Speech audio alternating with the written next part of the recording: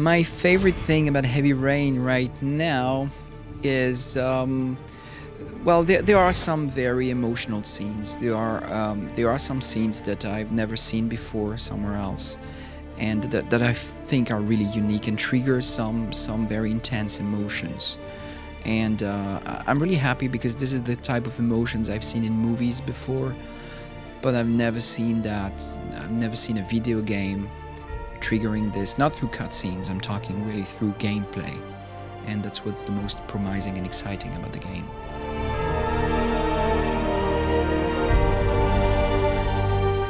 We have a very special way of dealing with game over situations in Heavy Rain. Like in most games, well, you need to play again until you succeed, which was quite frustrating both on a narrative point of view and gameplay point of view.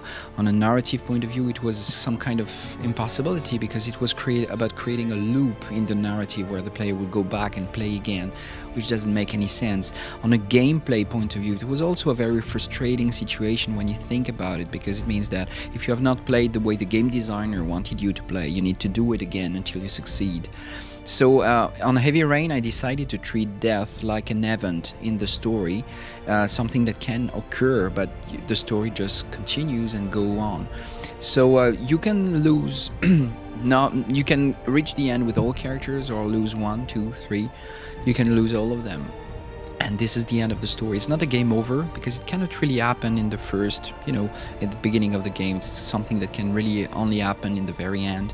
And it will give you a specific story, well, a very sad story, obviously.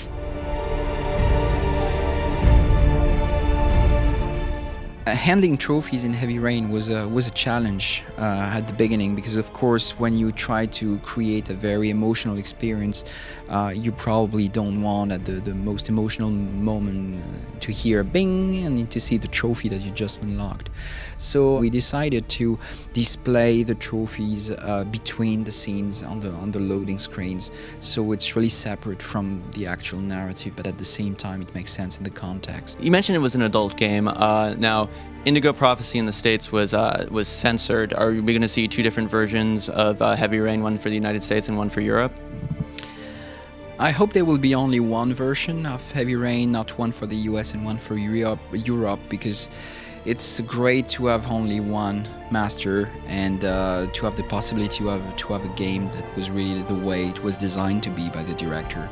So, but rules regarding censorship depend on the countries and the territories, so this is still in discussion at the moment.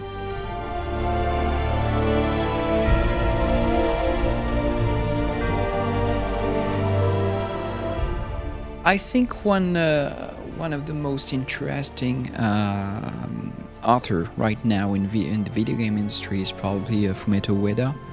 I'm totally unable to do what he does, because I think it's really unique and it's his world and his vision, and I really admire him for that. I mean, what he's done in Ico or in Shadow of the Colossus is absolutely fantastic. He has a real world and a real vision, and that is really unique to him, and I think this is a great value, and I would like to see more and more people having this type of approach, even in very different styles and very different ways, but trying to create something unique and something personal.